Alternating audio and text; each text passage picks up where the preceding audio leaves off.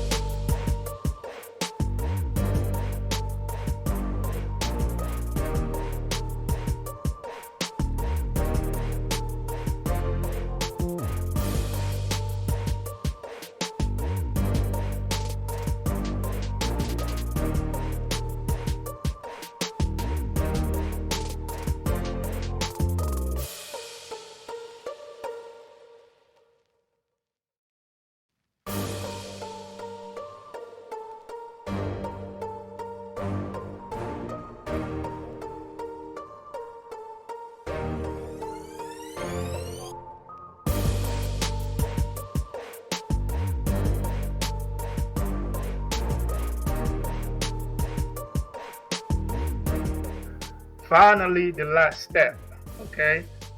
Press and hold the control and the escape key together, and then plug the AC adapter to the computer. Then press the power button, and the computer, the Dell logo should come on. And after that, you should see Windows and everything else. And hopefully that helps. Have a good day.